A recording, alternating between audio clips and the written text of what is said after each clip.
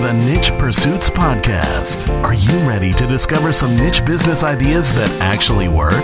Well, it's time for a motivational kick to jumpstart your next big idea. Here's your host, Spencer Haas. Hey everyone, welcome back to another Niche Pursuits podcast. I'm your host, Spencer Haas from nichepursuits.com, and today is episode 59.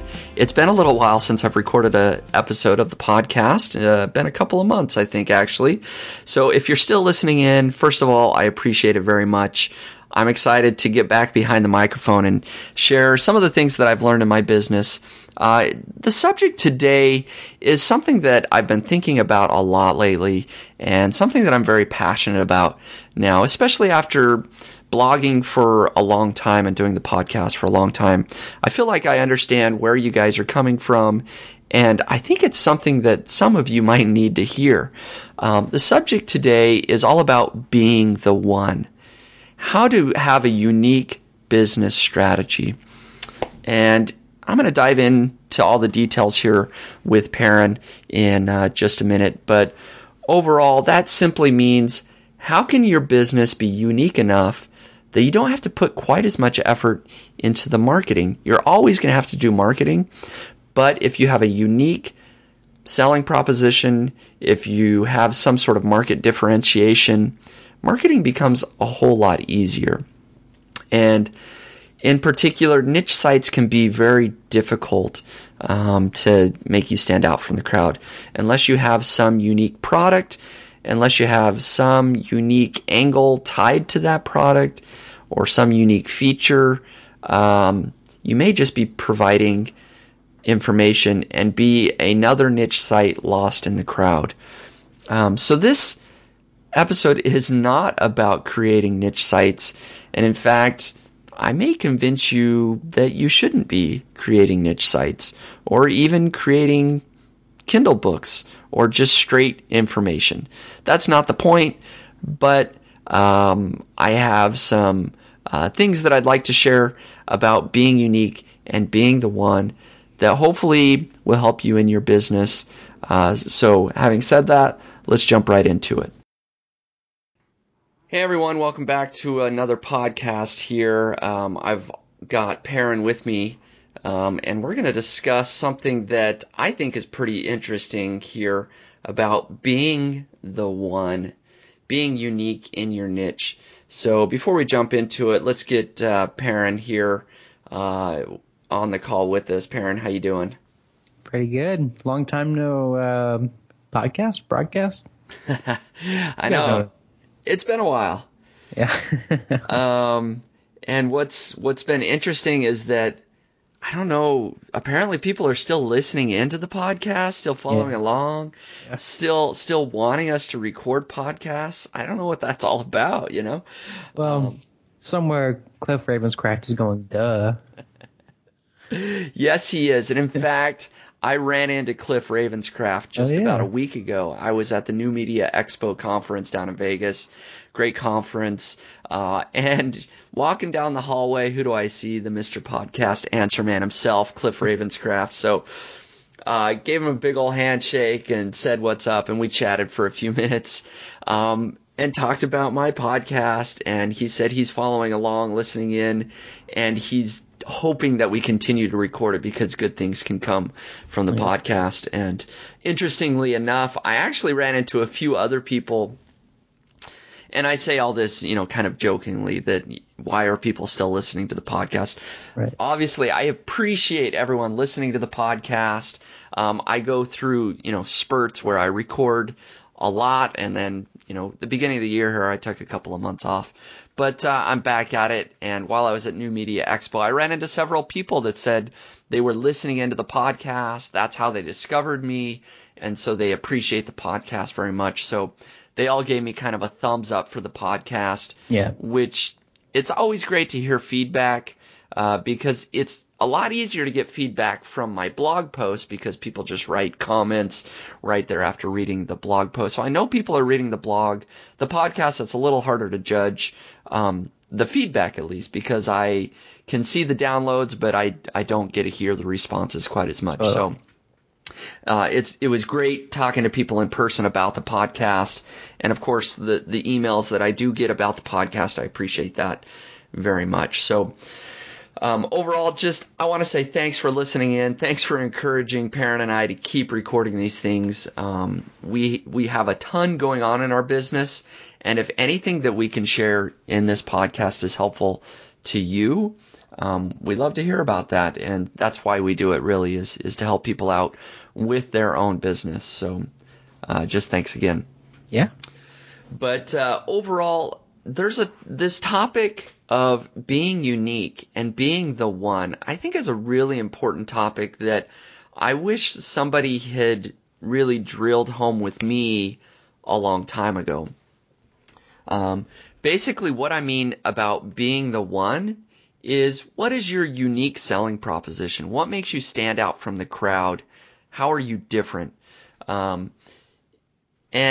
there's a couple of reasons I want to talk about it, is because not only, as I mentioned, as I look back at my own business and what I've been doing, I think there's some things that I could have done a little bit better to stand out and be unique. But also for people listening in, I think there's too many people that get trapped in the idea that they should just copy exactly what other successful businesses are doing. And if they do that, they're going to be successful as well. But I don't think that's always the case. And to give people a quick example of what it means to be the one, what it means to be unique, let's just imagine for a moment that you want to go into the restaurant business and you want to open up a hamburger restaurant, a burger joint in Mesa, Arizona, which is where I grew up. And so I throw that out, but maybe Chicago or LA or wherever you live. Just imagine you want to open up a hamburger restaurant. Well, there's probably hundreds, maybe even thousands in your location. So just opening up a burger restaurant, you're not any different. You're just another burger restaurant. Let's say you want to try and be unique. It's very difficult to be unique if you're just opening up, a restaurant. You're like everybody else. And this is a big reason why a lot of restaurants fail, is they say, oh, well, I've got mom's recipe and it's the best ever, and I'm going to just open up another pasta restaurant, another burger restaurant. And well, after a year, you realize nobody's coming to your restaurant because it's difficult to stand out from the crowd. However, let's take that same example. Let's say instead of just selling hamburgers, you also created your restaurant in a unique way so that it had aquariums with exotic fish and was this amazing experience. It had, when people sat on the tables actually moved around the restaurant and provided this unique experience for people as they came in. So now you've actually got a business. Now you've got something that's unique because you're probably the only restaurant in all of Mesa, Arizona or Chicago that has these moving tables throughout an aquarium. This also sells delicious hamburgers. So that's the kind of example that I'm trying to drill home in, is you want to be the one restaurant that does this thing. You want to be the one business that does your very specific thing. So yeah. There's one other example that I found actually when I was reading your blog post, because I got interested about this restaurant example, because it's such a good way to think about businesses, I think, because restaurants are so difficult. Mm-hmm. There's that statistic like 60-something% of all new restaurants fail or something. But there was a great story about this little pizza place in, I think, Philadelphia called Rosa's Fresh Pizza. And it's in the center of Philadelphia. And they have this, and it's really cheap pizza. It's like $1 per slice pizza. It's one of those places where you can walk in there, slap $1 on the counter, and get a slice of pizza. Well, they have this system where you can give an extra $1, write a note on a Post-it, slap it on a wall, and then anybody can come in there, take a Post-it off the wall, and get that prepaid slice of pizza.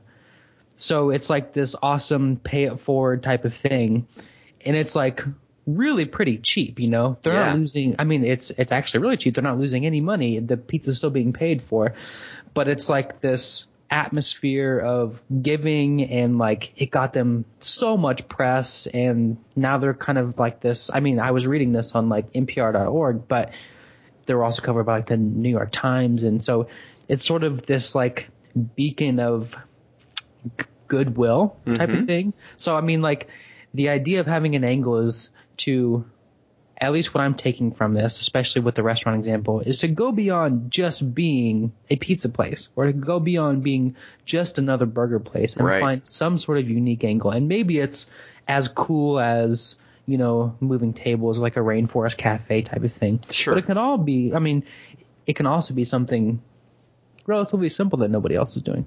Yeah, exactly. And great example. There's just... hopefully that's what people get out of this podcast, if nothing else, is just you need to go beyond just the basics. You need to do something that is going to make you stand out and be unique. And so, you know, I, for a long time, was out building niche sites, you know, however many years ago it was.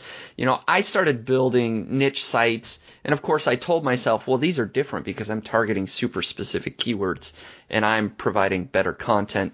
But when you really look at the big picture, niche sites typically are not seen as unique at all. Even though, yes, it's unique content, you're just providing information probably on something that people can find information in lots of other places. You know, that's kind of the name of the game. So I'm going to say it out loud. Niche sites are not a real business that's going to last forever. Niche sites are more of a loophole. You know, you're trying to come in real quick, undercut people with great keyword research and great content, and the idea being to rank number one at Google. But, I mean, if Google were to go away, you really don't have a business. You're just kind of taking advantage of a loophole. And that's fine. I still make a lot of money from niche websites, but it's not a real long-term business. To give it an example, you know, if you were to go and say, I'm going to create a site on the best barbecue grills. That's my keyword, best barbecue grills. And maybe it's low competition.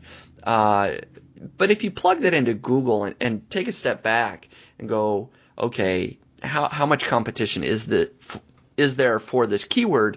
You see that there's 1.9 million results. And yes, you could rank number one in Google if you play your cards right and if you build all the right links and, you know, do the right marketing. But you're probably not really any different, providing anything really different than the other million websites that talk about barbecue grills out there. You know, you're just providing information maybe in a different way, maybe you organize it a little bit differently, but still you're not the one. There's a million other websites out there that provide the same thing. So it's a marketing play. It's not a unique business. So in general, again, I'm going to kind of say it here that most sites that make money from affiliate income are not going to be considered unique, in my opinion. Yeah, you can do some things that can help you stand out from the crowd and do a little bit differently, but it's not until you create some unique selling propositions, some unique product in general that you're going to be able to stand out.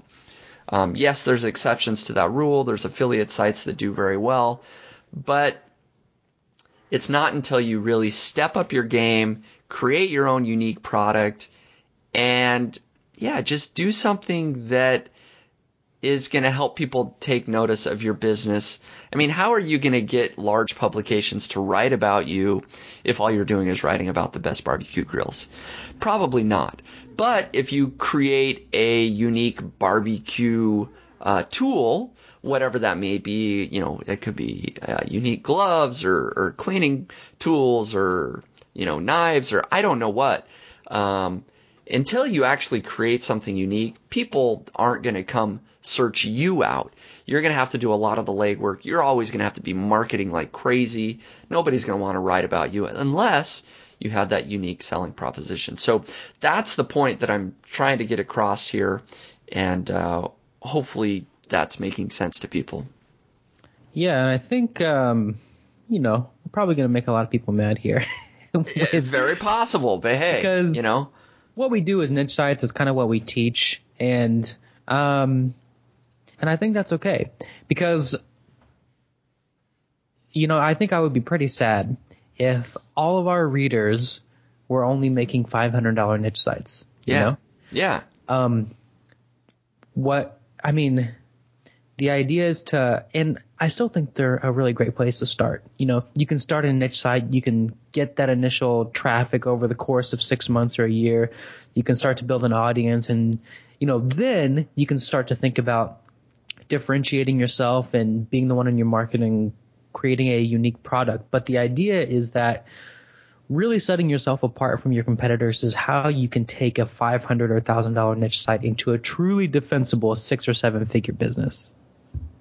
Exactly, and I think that's what we're talking about here is I want people to think about stepping up their game and going from maybe if I play all my cards right and if I do all the right marketing and I rank well in Google, sort of top of the line for a niche site usually is a couple $1,000 a month, if I'm completely honest. And maybe you can build several of those, and you can build a nice business. Maybe you can build it up to $10,000 a month, and that's great. But you don't have that defensible business. On the other hand, exactly what you said, it's time to start thinking about what products can you create? How can you really go out of your way to be the one business that does this one thing to build that huge 6-figure, 7-figure business? And so I want to talk about a couple of examples from my life. And the one of those that's probably, hopefully most obvious to people listening in is Longtail Pro. About 4 years ago, I created Longtail Pro, the keyword research tool that, of course, lots of people listening probably already use. It's been an extremely successful business. I don't share numbers, but it employs several people. It very much pays the bills and is one of those businesses that now when I look back, the reason it's been so successful is because I've become the one. I've become the one business that does one very specific thing. And the marketing behind Longtail Pro is super easy because I'm so different. So let's kind of walk through this example. So if you take a look at, first of all, just the fact that I'm creating some software helps me stand out from, instead of creating a niche site that's competing against 1.9 million other niche sites, I'm creating a software tool that drastically reduces the competition. So when I look at how many keyword research tools are out there, maybe there's 50 or 100, something like that are out there. So that's a lot of competition, 50 or 100, but that's drastically different than 2 million people that you're competing against, right? So already my odds are down to, let's say, 50 to 1 versus 1.9 million to 1. However, when I created Longtail Pro, I developed some unique features to help it stand out even more from the competition. The software is easier to use, it's faster, and I've done some comparisons directly with Market Samurai that show that it's about 8 times faster than Market Samurai, for example, and it allows you to search for multiple seed keywords at once. So in fact, just that one feature of searching for multiple seed keywords at once was really one of the main unique selling propositions of Longtail Pro when it was first created. How many other keyword research tools at the time allowed a user to search for multiple seed keywords at once? I think there was 0. There was none that I was aware of. So Longtail Pro truly became the one tool, the one feature that had, the one software product that had that feature. And so instead of having to play a extremely difficult marketing game against 50 other established keyword research tools, I was able to simply showcase this one feature, and suddenly I was different. Nobody else was doing that, and business became a lot easier. And, of course, I've continued to improve the tool, and there's more features. Now there's a keyword competitiveness feature, and other things that I believe, help Longtail Pro stand out even more from the crowd. But, it's safe to say that it's become a very large business. The income is great from that business. And best of all, the marketing behind it is really easy now. I've been mentioned, or Longtail Pro has been mentioned in Search Engine Journal, on Forbes. It's been mentioned on Social Media Marketing Examiner. Of course, Pat Flynn on Smart Passive Income, and dozens of other places, all without my involvement. Yeah. I get mentioned on Search Engine Journal and, other places, relatively frequently, and I don't even know about it. They don't contact me and ask for it. I'm not out doing outreach and asking for it. People just, for example, do a blog post on the top 5 keyword research tools, and Longtail Pro is one of them. Yep. And so marketing becomes a lot easier when you're the one tool that does something great, or you're the one business that has something really unique about it. People mention you without you even trying. Now, of course, we're doing a lot of marketing to try and grow the business even more, but it's so much easier. So, yeah, totally. That's an example. I don't know if you have any input on that, Perrin, but I do. Yeah. I think I want to share how I paid the premium price for Longtail Pro, because I think it's similar to what a lot of people do. This is way back in the day of Longtail Classroom 1.0, if anybody remembers that, where, Spencer was building niche sites on video. Yep. And I decided I wanted to give it a go, and I knew I needed a keyword research tool, but I didn't want to, trust this guy trying to sell me a keyword research tool. I mean, the videos were probably just a trick to get me to buy it, right? So I started looking at, everything that was out there, and most of the time, I think most people come down to either Market Samurai or Longtail Pro. And I was using them both, and Longtail Pro had this really cool feature, which was the keyword competitiveness metric, that just told me how hard it was to rank for that keyword at a quick glance. And so, nothing else in particular mattered to me, some of the features were similar. I didn't know the background of either of the companies really, but I was a beginner and I just wanted to know how hard a keyword was, and Longtail Pro was doing it. So it was that one feature that got my $97 plus $17 a month or whatever, got me to fork over my credit card information. So I think it's a really good example about, doing one thing differently. And I think there are a couple other good examples too. The ones that come to mind are, say, TurboTax, who was one of the first companies to make a serious do-it-yourself tax product, because before that everybody's going to H&R Block, where you don't have to pay a $300 fee to a H&R Block person. You can sit down and do it yourself. Nobody was doing that, or if they were, they weren't doing it as well, or the user interface was really bad and you had to understand a bunch of tax information. TurboTax is for people to make it easy. Or the other example is Ramit Sethi from IWillMakeYouRich.com, who for the longest time was just selling $8 products on his blog, But when he started developing whole courses, I think all the way up to a $12,000 course that was all about, getting your dream job and producing your own income. I think I didn't take the course, obviously. That was when he really started generating press and his business took off. I was actually just watching a video not too long ago about that. So yeah, I think there are a lot of examples out there, and I think Longtail Pro is a really good example. I think my question to you is, Spencer, how do you manage the risk? Because I feel like there's got to be a tightrope walk, right? When you get into any market, a lot of the market research is about what's working now and how can we replicate that, which is how you minimize risk.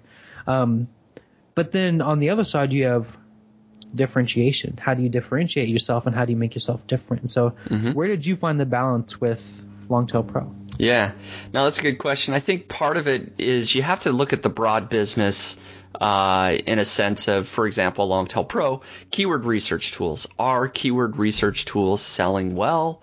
And in particular, who's my direct competition at the time? It was Market Samurai, and I could go into the market research I did, but let's just say Market Samurai made it very easy at one point. In fact, I think they sent it out in a couple of emails to all their lists saying how many copies of Market Samurai they were selling.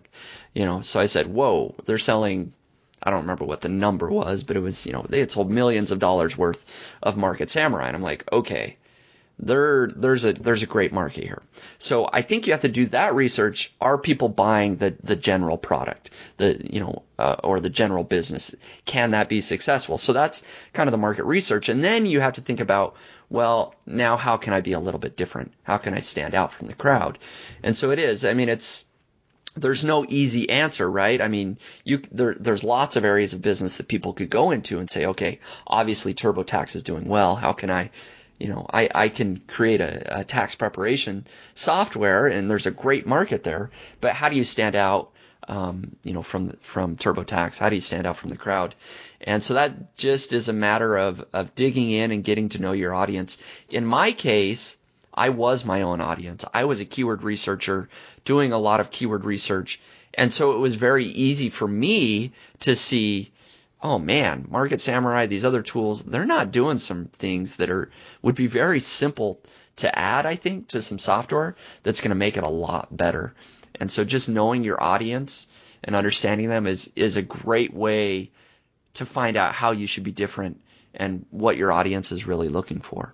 Totally. Yeah. And I know we're going a little bit long. We've set a goal for ourselves, stay under 30 minutes. I don't know if we're going to hit that, but probably not. I think there's a really important question here that I'm sure our listeners are going to be asking, and that's how does that apply to niche sites? So I have a couple thoughts on that, but I definitely like to hear what you think. Well, part of what I'm trying to drill home here is don't just build niche sites. As tough as that is to hear, you got to be doing more. You got to be doing something different. If all you're doing is trying to rank in Google and make money from AdSense or Amazon affiliate program, you just don't have a real long-term business there. And so it may depend on what that is, but creating your own information product, creating your own software product, creating your own physical product. I mean, all of these things are things that you should probably be thinking about. It's tough to kind of say without looking individually what market people are going into. Sure, yeah. Yeah, I think my ideas were to, first of all, reassure people that I think you can do it through writing, and I think there are some good examples. The one that comes to mind is Nerd Fitness. Have you heard of them before? Mm-hmm. Yeah, so big fitness blog, right? When they started, there were obviously, like there have always been, just a million fitness blogs out there on the internet. Nerd Fitness was one of the first to write a blog for people who are nerds, grew up with video games, like Mario, like, number crunching and getting geeky about stuff, and write a fitness blog for those people. So it was like they were entering a market that everybody knows is profitable but is very competitive, and they were kind of creating their own new audience within that, which I think for a niche site builder is a kind of a cool way to differentiate yourself. Yeah, and I actually want to drill in on this example because it was brought up in the comments by Tung Tran. I had a great comment, and I responded to that. And I guess the more nuanced point that I was kind of making in the comments was there's a difference. Just about any business, even a generic business that's not any different, can be super successful through marketing. Yes. Right? So marketing, even if you have a crappy product or a generic product, if you're great at marketing, you can make a ton of money. Yeah. Right? But on the other hand, if you can have a unique product, it can almost sell itself. Okay? And so that's what I'm trying to get people to think about is, yeah, you can create niche sites, but it's a 100% marketing play. You have to be great at marketing. Otherwise, you don't really have anything. There's no substance there. Whereas, with Longtail Pro or a software product, you have an actual product that you're selling, and then of course you want to do marketing as well, but you're not 100% reliant upon that marketing because you have something unique. So with Nerd Fitness, I actually sort of said, well, yes, he was different and he's targeting a slightly different audience, but it still came down to marketing even for him. And part of that, is a marketing play, right? His branding, who he's targeting, is still marketing. And he wasn't even successful until he did a lot of outreach. One of his first big mentions was on theartofmanliness.com, which he got through direct outreach to the owner of Art of Manliness. And, they struck up a friendship, and then he was allowed to do a guest post. And that's where he made his big break. It wasn't so much because he was targeting nerds that were also into fitness, but it was because of his marketing and outreach. But what is unique is when he finally went out and created a real business, and I think this is only a year and a half ago, he finally created his own product. He finally created a fitness product for men and for women, and he's selling this product. So now he has a real business, and he's making a ton of money. Even though his audience size hasn't really changed, he was always getting, I don't know how many, 1 million hits a month. Now he's making a killing because he actually has this unique product that he's selling. So, yeah, your other example in that comment, sorry to cut you off. Yeah, no problem. Your other example in the comment was, I think, really good too, because this is a blog that comes up all the time in our comments, and that's the Wirecutter, because it's a niche site that's making, the last we heard, like 4 years ago or 3 years ago, it was making $50K a month. I'm sure it's making $100,000 or $200,000 a month now. And I think a lot of people look at that site and see the insane content. Their posts are 10,000 words long. They have lots of pictures and think that that's their differentiation point. Mm-hmm. But no review site, no matter how good the content is, gets up to a DA 70 or whatever they're at now, DA almost 8. I mean, that's like Huffington Post level almost, Mm-hmm. No site gets there without major marketing and or connections, and their founder had both. Right. Yeah, their founder, Brian Lamb, he was the former editor of Gizmodo, which is huge, gadget publication. He had tons of connections. The real reason for the Wirecutter success is not the content. The real reason is all of his connections. As soon as he published it, he had links from everywhere. Everybody he knew linked to it. And so even the Wirecutter with its great content, I wouldn't call that it's not a unique business. It's just information still. The reason it does well is because of the marketing. And so it's a fine line here, right, that we're talking about. Yes, you want to have, like Nerd Fitness, you want to target a slightly different audience and have a slightly different angle, but but if you're just in the information business, it's very, very difficult to stand out until you do something different or create something that truly is different. So, Nerd Fitness again, how many blogs talk about fitness? Millions, right? How many actually sell a fitness product, that is specifically targeted to men or women? Significantly less. Still a lot, but, maybe a few hundred. So suddenly he's competing against, instead of millions of other blogs, he's competing against a couple hundred. And then his marketing and unique angle is taking him the extra mile where he's making a killing now. So it still comes down to having that unique, not only angle, but unique product that you can sell. So some other businesses that I guess I'm going to nitpick at a little bit are Kindle books. Publishing is an extremely difficult business to stand out from the crowd. There's millions of books out there, and I did a quick search on dieting. If you're going to write a dieting book, there's already nearly 36,000 books on dieting just in Kindle format. So you become one of 36,000. So how do you make your book one of one? I don't know. I don't know if I have that answer. I think it's nearly impossible to write a book and, you're just another book, in the stack. Maybe you have the best content ever, and that's going to help you stand out, certainly, but rarely does a book sell well because it has the best content ever. I mean, unfortunately, it's sad but true. There's brilliant authors out there. There's brilliant books that probably all of us wished would be discovered because they'd be amazing. But great books aren't discovered on their own usually. Usually it's through marketing efforts, and publishing deals, that sort of thing. But it comes down to marketing with books, because books are just books. They're more information. It's hard to stand out from the crowd. So Kindle books, we're doing Kindle books, and so it's hard to say this, but it's almost impossible to have a defensible business with just Kindle books. It's not until you build up an audience, you have a huge email list, and you do proper marketing, then suddenly you have something of value and you can sell books to over time. So you can build a very real business with Kindle books, but you're never going to be the one. You're probably never going to have the one book that just sells itself.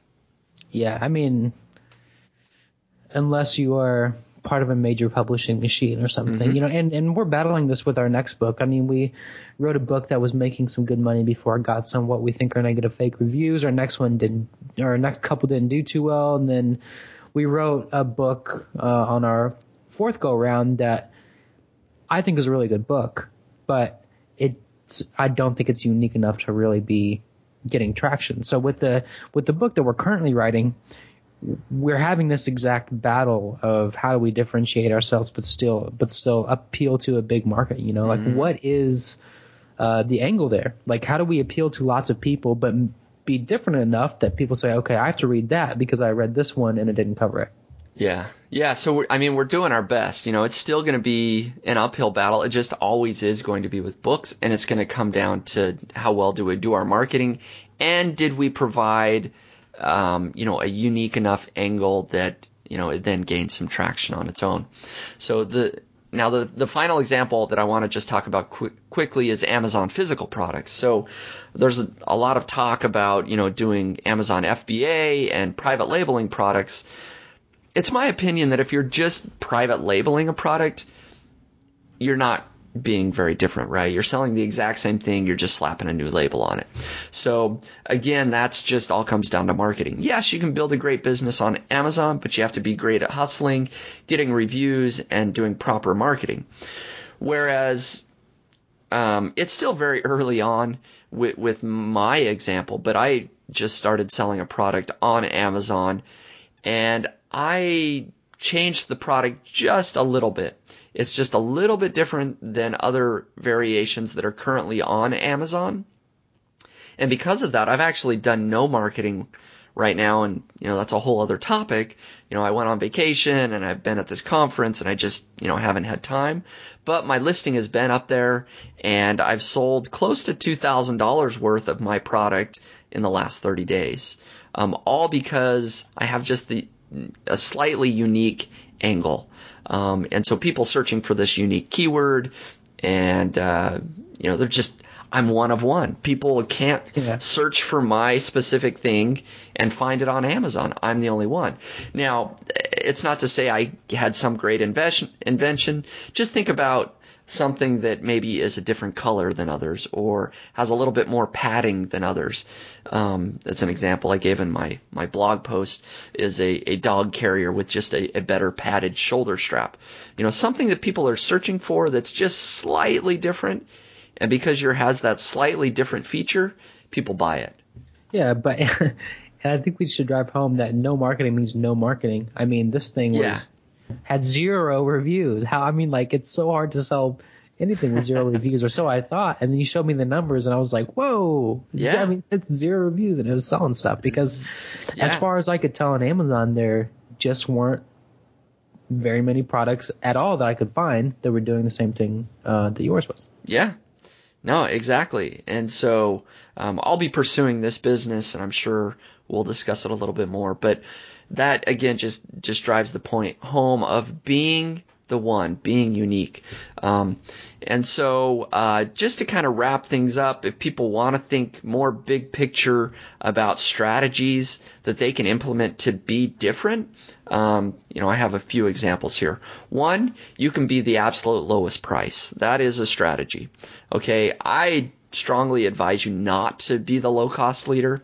Walmart is known very well for doing that. But if you're the low-cost leader, it's super easy for somebody else to come in and just undercut you a little bit more, and then your strategy is completely gone. You're not really that unique. So, but that is a strategy. Another strategy is to be the absolute highest quality product. If you can, be the Apple iPhone, the Chanel 5, the designer clothes, whatever that is, if you can create a product that's just higher quality than everybody else, that is indeed a strategy. The third one, which we've been dwelling on here a little bit more, is have a completely original idea. That is truly a way that you can be the first mover, and your product doesn't exist. Usually these are more tech startups, venture capital backed types things that people try to invest millions of dollars to just spread them all over as quickly as possible, like Facebook, LinkedIn, WhatsApp, because if you don't move quickly, people are going to knock you off. Very few of us are probably going to come up with that original idea. It's just the way that it is. Yeah, I have a few to add to that. Okay, so go ahead. So I think two other ways to do that are to create a blue ocean market. And if you're not familiar with that term, it's a business term that appeared in some book or other at some point. But basically, it's creating new markets within markets, and oftentimes it's overlap. So an example would be like, there's this software for pizza joints, and real estate agents or whatever could really use this. You could go create that market because there's nobody selling to real estate agents in that space. And I think Nerd Fitness may be an easy but not great example of someone doing that same type of thing. Nobody's marketing fitness stuff to nerds, right? Yeah. Yep. The other idea is to be a moral leader. So one example might be Tom's Shoes, and I know there's a lot of controversy, but for argument's sake. So Tom's Shoes, they're creating canvas shoes just like anybody else. Their selling proposition is, if you buy a pair of shoes from us, we will give a pair of shoes to someone who can't afford it. So they're not doing anything different with their product, but they have a very unique selling proposition that nobody else is doing. And you can do that too. Yep. No, that's a great example. And the fourth sort of strategy I was going to talk about is basically that about going niche. That's your sort of blue ocean market thing, is find out a niche that maybe isn't being targeted quite as well. The final thing that is exactly what we've been talking about is adding unique features to existing products. So instead of having a big light bulb, huge invention, once in a lifetime thing, maybe it's looking at an existing product and adding a unique feature or changing it slightly. This is very similar to what I've done with Longtail Pro and the Amazon product that I mentioned. So yeah, I think that was discussed in the Lean Startup, where one of the strategies presented is just copy whatever works to start, and then when you get a little bit of revenue and you have some capital to play with, innovate and expand on what other people are doing so that you can pull ahead of the market. Yep, absolutely. So, I'm basically going to leave it at that and just leave it for people to think about their own business. How is your business different right now? Are you just selling information? And if you are, if you just have a niche site or just Kindle books, you probably need to think a little bit harder about how to make that business unique, because information is basically universal at this point. People can just Google things. So you need to be thinking about, what can you add? Can you create a product? Can you attack things in a different way to make you stand out?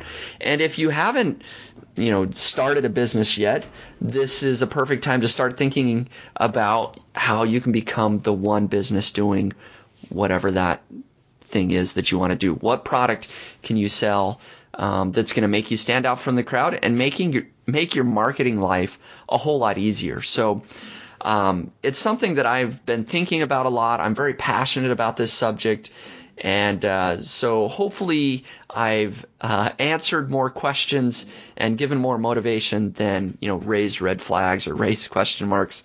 But if people want to join into the discussion, they can certainly do that. Stop over at nichepursuits.com and feel free to leave a comment or shoot me over an email. There's a contact form there. Any final parting words, Perrin, that you might have?